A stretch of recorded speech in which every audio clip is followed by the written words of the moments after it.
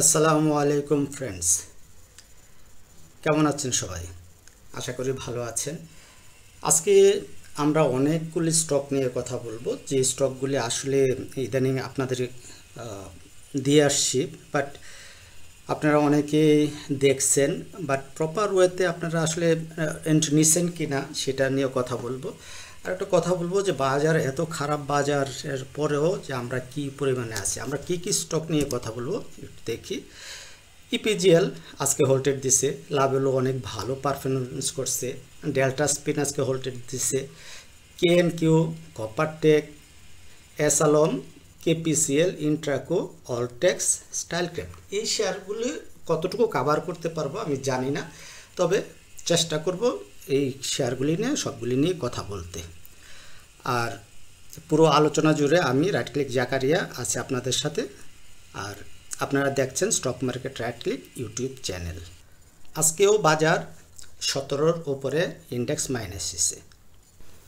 তো আমাদের 17-র উপরে ইন্ডেক্স মাইনাস হলেও আমাদের টেক্সটাইল সেক্টরটায় আমাদের টপ 1-এ আসছে, ফুয়েল সেক্টরটা আমাদের টপ 3-তে চলে আসছে। ঠিক আছে, ফার্মাসিউটিক্যাল সেক্টর আছে।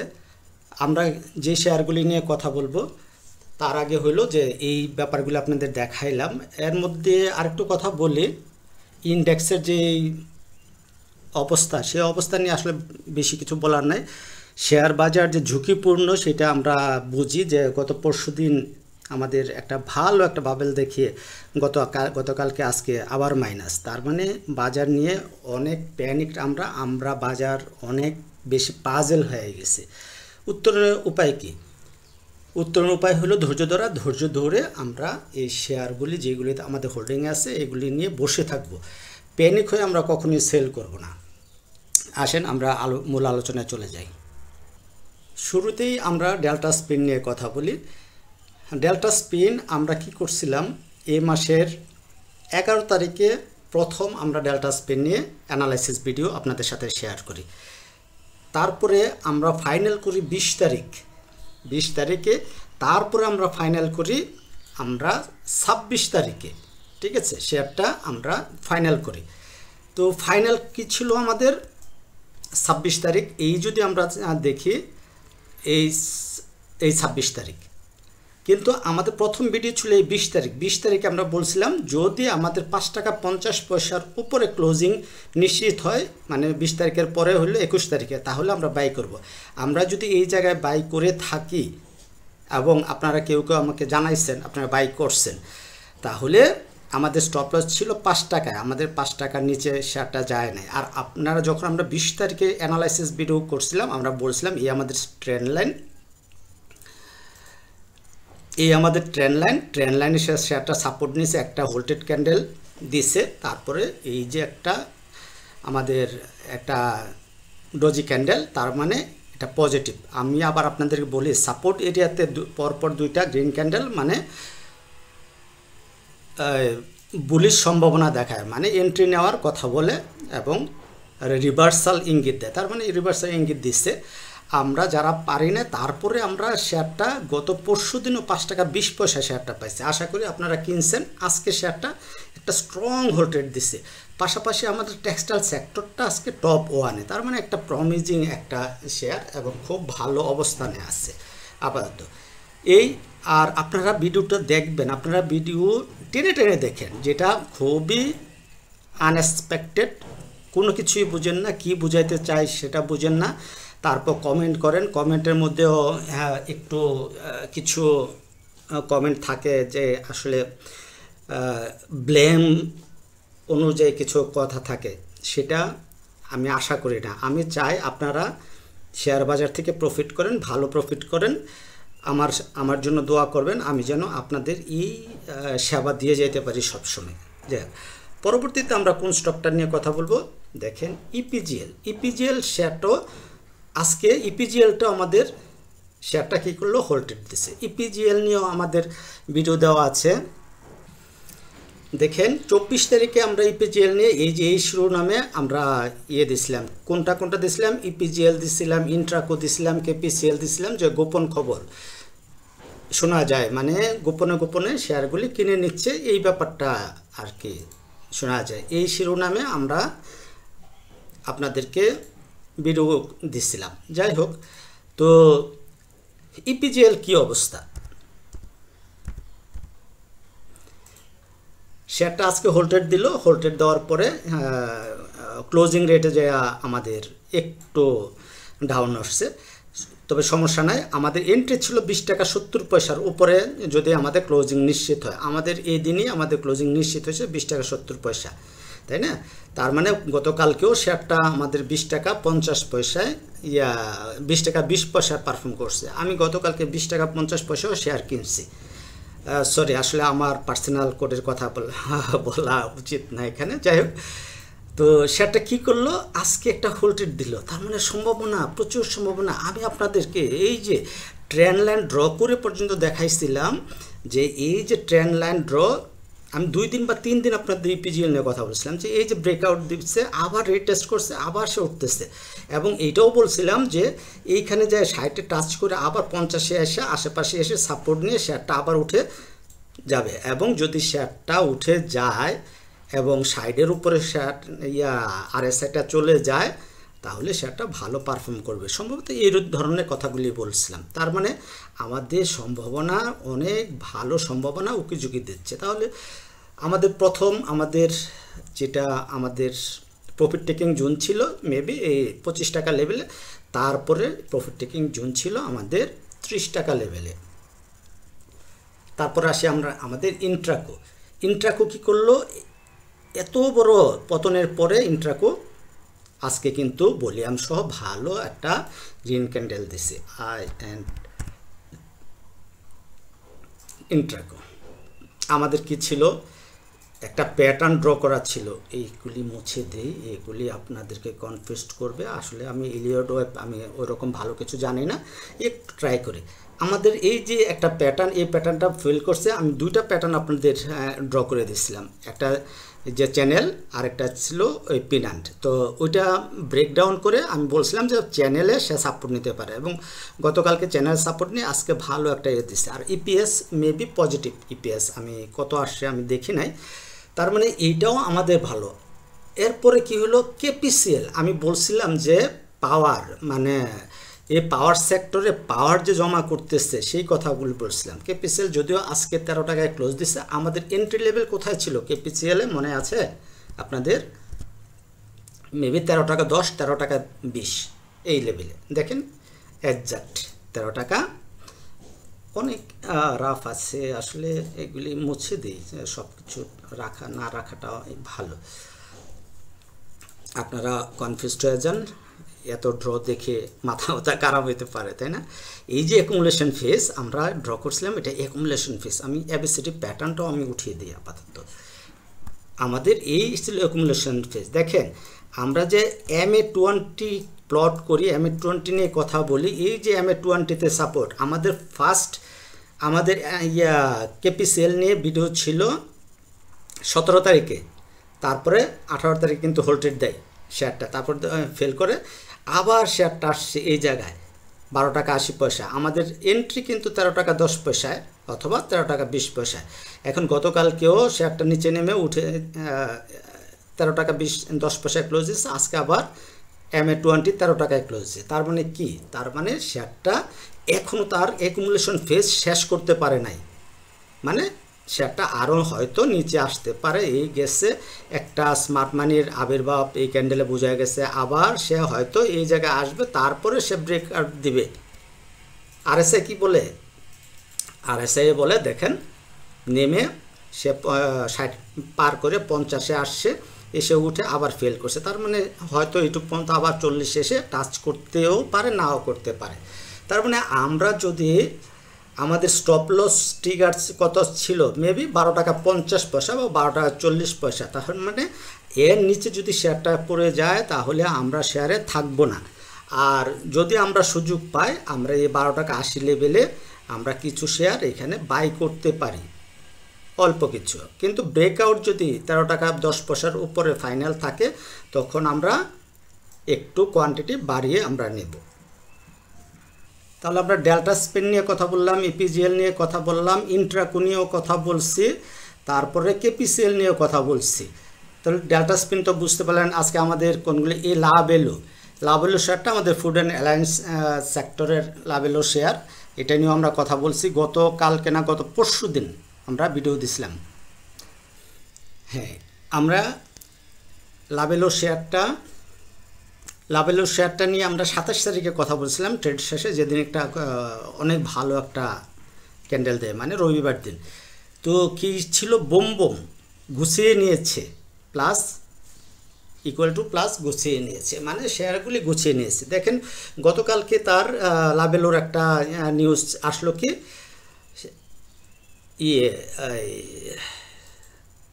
1 কোটি শেয়ার বাই করার একটা নিউজ আসছে, তাই না?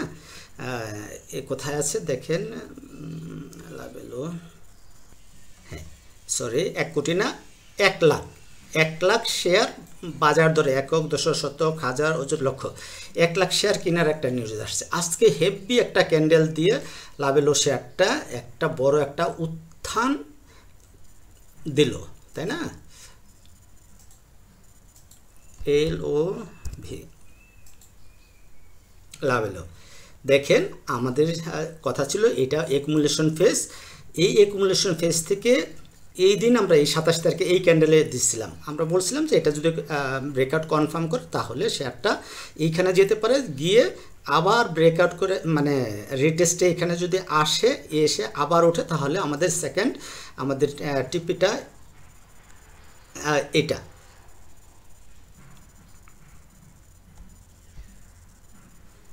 তাহলে আমাদের আজকে কিন্তু ফাইনাল ব্রেকআউট দিয়ে দিচ্ছে। গতকালকে যদি আপনারা কেউ কিনে থাকেন তাহলে তো ভালো, শেয়ারটা আমি আজকেও শেয়ার কিনছি, আমরা এই শেয়ারটা আরও নিচে আমি এই তারিখে 27 তারিখে যেদিন ভিডিও করছি সেদিনও আমি কিনছি। যাই হোক, আবারও ভুল কথা বলে ফেলছি। তো আমাদের ফাইনাল টার্গেট কোথায় দেখাইছিলাম, আমাদের ইনিশিয়ালি একটা টার্গেট আমাদের এইটা মনে হয়েছিল, তারপরে কিন্তু এবং এই যে একটা বক্স করা, এই বক্স ব্রেকআউট দিলে অন্যরকম কিছু আমরা আশা করতেই পারি শেয়ারটা, বাট আমরা এত দূরে যাব না। আমাদের যারা আমরা শেয়ারটা কিনছি তাদের প্রথম টার্গেট হইব আগামীকালকে, যদি গতকালকে আপনারা কিনে থাকেন আগামীকালকে ম্যাচিউর, কালকে যদি শেয়ারটা হোল্টেড দেয় তাহলে আমরা এইখানে আমরা শেয়ারটা প্রফিট নেব। আদারওয়াইজ যদি যাদের ম্যাচিউর আছে আগামীকালকে অবশ্যই আমরা কিছু শেয়ার সেল দেব, প্রফিট নেব, আমরা ধাপে ধাপে প্রফিট বুক করব। পরবর্তী কি স্টক আসেন আমরা দেখি, অন্য একটা স্টক আমরা এটা গেল এসআলম আসি। এসআলম কি করতেছে দেখেন, এইখানে সে একটা জোন তৈরি করে ফেলছে, এখানে এসআলমটা ঘোরাফেরা করতেছে। আমরা যদি এসআলমের চার্টে আসি, এসআলম রোলিং দেখেন, আমরা কি বলছিলাম, আমরা এগুলো উঠাই দিই আজকে। আর তো চার্ট অ্যানালাইসিস না, আপনারা অনেক কিছু দেখতে চান না, টেনে টেনে দেখেন, সে কারণে অনেক কিছু বাদ। এই যে একটা আমাদের আছে, আমাদের ট্রেন্ড লাইন ড্র করা আছে, হ্যাঁ, এই ট্রেন্ড লাইনটা যদি ব্রেকআউট দেয় তাহলে আমাদের ফাইনাল ব্রেকআউট। আর বলছিলাম কি যে অর্ডার ব্লকে সে টাচ করে ট্যাপ করে সে উঠে যাচ্ছে, তার মানে আজকেও শেয়ারটা ওই রকমভাবে স্ট্রং কিছু হয় না। আমরা ভলিউমটা প্লট করি, ভলিউম প্লট করলাম, ভলিউম ভালো হয়েছে। আরএসআইয়ের কী অবস্থা, আরএসআই কি বলছিলাম যে আরএসআই এই যে এইখান থেকে গিয়ে সেইখানে উঠে আবার আসতে পারে, এরকম একটা আঁকাবাঁকা করতে পারে। পাশাপাশি একটা ট্রেন্ড লাইন ড্র করা আছে, দেখেন এই যে ট্রেন্ড লাইন, এই ট্রেন্ড লাইনটাতে কিন্তু ট্রেন্ড লাইন ব্রেকআউট দিচ্ছে, তার মানে এই ট্রেন্ড লাইন ব্রেকআউটে আমরা অল্প স্বল্প এখানে এন্ট্রি নিতে পারি। কিন্তু আমাদের ফাইনাল এন্ট্রি কোথায়, ফাইনাল এন্ট্রি হইল আমাদের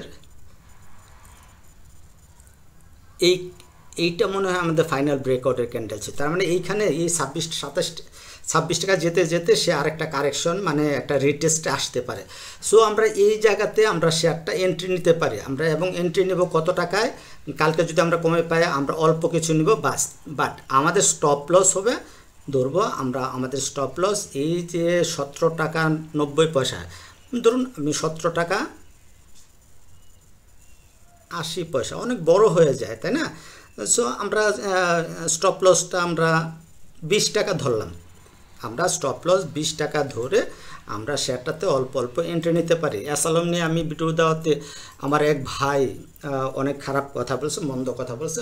ভাইয়ের উদ্দেশ্য বলি, ভাই অ্যাসালমের ফান্ডামেন্টাল ব্যাপারগুলি দেখে আমি এন্ট্রি কিনতে বলি না, আমি বলছি টেকনিক্যালি অ্যাসালমের অবস্থাটা মজবুত আছে। যদি শেয়ারটা উঠে যেতে পারে, তাহলে যদি শেয়ারটা এই যে 25 টাকা 80 পয়সার উপরে যেতে পারে, তাহলে আমরা শেয়ারটার থেকে এই 40 টাকা পর্যন্ত পাওয়ার একটা সুযোগ থাকে। 25 টাকা 80 যদি পার করে, তাহলে প্রথমত আমরা এটাকে 30-31 টাকা ধরবো। প্রথমে একটা প্রফিট টেকিং জোন হবে 30-31 টাকা, তারপরে হলো আমাদের 40 টাকা, ঠিক আছে। বাট আমাদের স্টপ লস অবশ্যই মেনটেন করতে হবে। আমরা যে জায়গায় কিনি না কেন, আমরা 20 টাকার নিচে যদি শেয়ার নেমে যায়, তাহলে আমরা স্টপ লস নিয়ে নেব 5%। মনে করেন কালকে যদি করি 5% হলে 20 টাকা 1 টাকা, 21 টাকায় 1 টাকা হলে 20 টাকা 50, মানে 20 টাকা ধরেন, 20 টাকায় আমরা স্টপ লস নিব। স্টপ লস ছাড়া কোনো আমরা ট্রেড নেব না। রিস্ক রিওয়ার্ড রেশিও অনুযায়ী আমরা ট্রেড নেব। রিস্ক রিওয়ার্ড রেশিও যদি কল্পনা করি, আমরা যদি এই জায়গায় এন্ট্রি নেই, ফুল অ্যান্ড ফাইনাল যদি শেয়ারটা এই যে 22 টাকা 80-র উপরে ক্লোজিং দেয়, তাহলে আমরা এন্ট্রি নেব। নিচে আমরা এন্ট্রি নেব না শেয়ারে। ফুল অ্যান্ড ফাইনাল আপনাদের বলতেছি।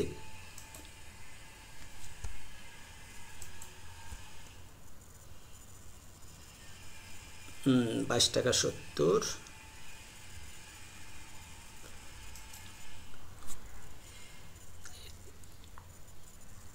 হ্যাঁ অ্যাসালম নিয়ে আমি ফুল অ্যান্ড ফাইনাল একটা ফিগার আপনি ড্র করে দিচ্ছি। রিস্ক রিওয়ার্ড রেশিও 2.5, মানে 1 টাকা লস করলে আমরা 2.5 টাকা লাভ করার সম্ভাবনা আছে। আমাদের সেল কোথায় হবে? এই 32-33 টাকায়। আর আমরা শেয়ারটা 22 টাকা 90 পয়সা বা 22 টাকা 80 পয়সা, 22 টাকা 80 পয়সার উপরে যদি ক্লোজিং আমরা নিশ্চিত হই, তাহলে এই শেয়ারে এন্ট্রি নেব অ্যাসালমে, আদারওয়াইজ আমরা এন্ট্রি নেব না। আর আমাদের স্টপ লস কোথায় হবে? এই 18 টাকা 70 পয়সায়, 18 টাকা 70 না, 18 টাকা 90 পয়সা, 18 টাকা 90 পয়সায় আমরা স্টপ লস ধরে 22 টাকা 80-র উপরে ক্লোজিং নিশ্চিত হলে আমরা এই শেয়ারে এন্ট্রি নেব, আদারওয়াইজ এন্ট্রি নেব না।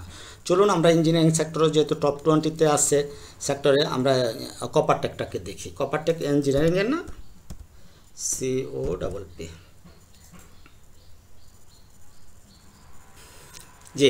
যে এই ভিডিওটাতে 27 তারিখে, গত পরশু দিন 27 তারিখের এই ভিডিওতে আমরা কপারটেক নিয়ে কথা বলছিলাম।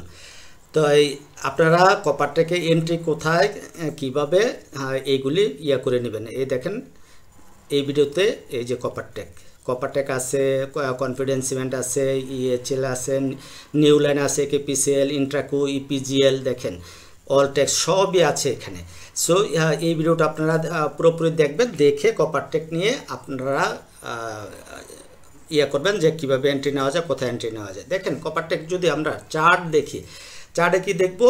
এই যে আপনি RSI ভালো হচ্ছে, পাশাপাশি এদিকটা প্রাইস উপরে যাচ্ছে। আমরা যদি MA20 প্লট করি, এই MA20-র কথায় আমাদের আগে বলা ছিল 20 টাকায় তখন ছিল, এই জায়গায় আমাদের MA20 আমাদের 20 টাকার দিকে ছিল, এখন 19 টাকা 20 পয়সা আসছে।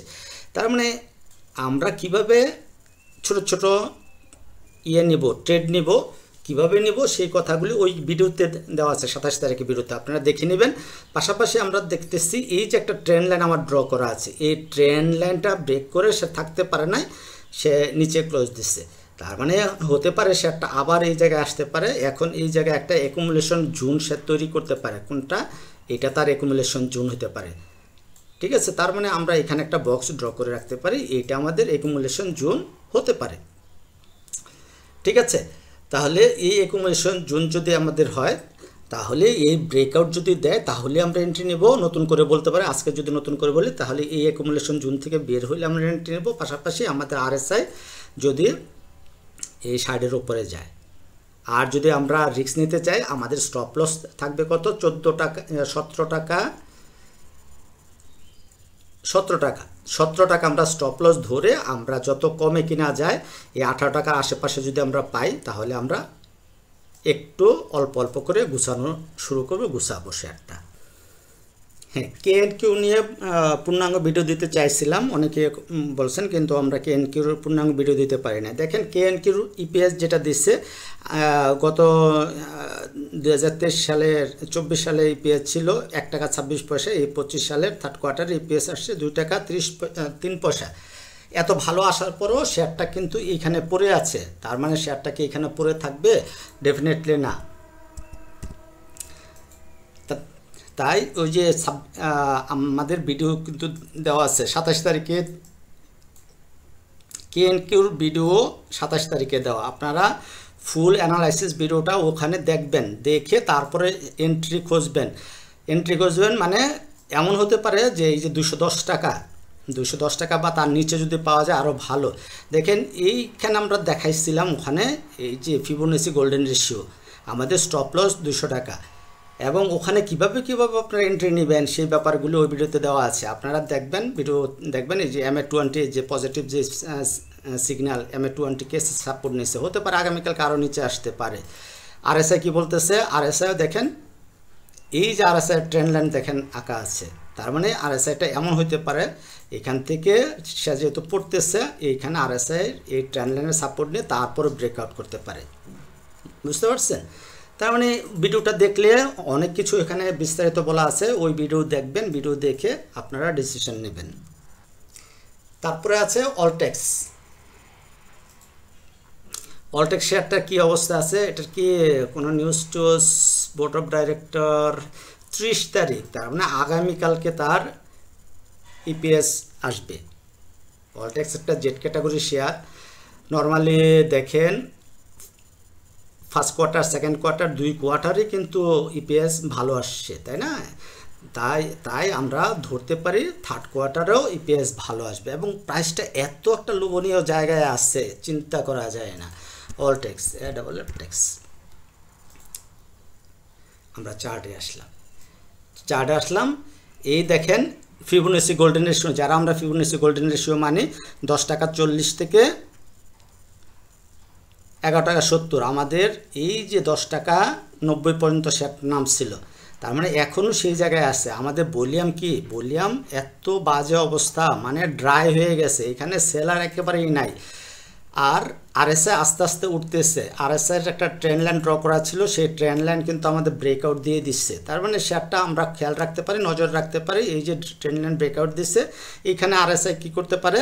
আমাদের এখান থেকে RSIটা উঠে এই 50-এ, দেখেন 50-এ নিচ্ছে, এখন আবার 40-এ এসে আবার সাইডে যাবে, সাইডে যেয়ে আবার হইতে পারে এরকম, তারপর ব্রেকআউট দিতে পারে। আর যেহেতু কালকে তার ইপিএস ডিক্লারেশন, ইপিএস যদি ভালো হয় তাহলে আর নিচে আসবে না, আসে সরাসরি এখান থেকে একটা ব্রেকআউট দিয়ে দিবে। কি করতে পারে? সরাসরি এখান থেকে ব্রেকআউট দিয়ে দিতে পারে।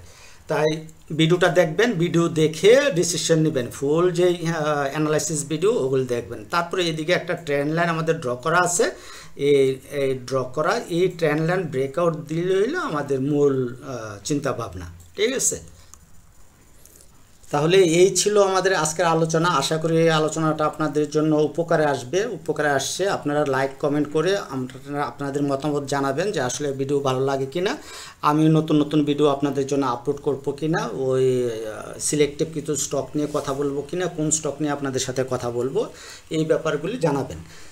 সর্বোপরি হলো আপনারা দেখা যায় যে আপনারা সাবস্ক্রাইব করেন না।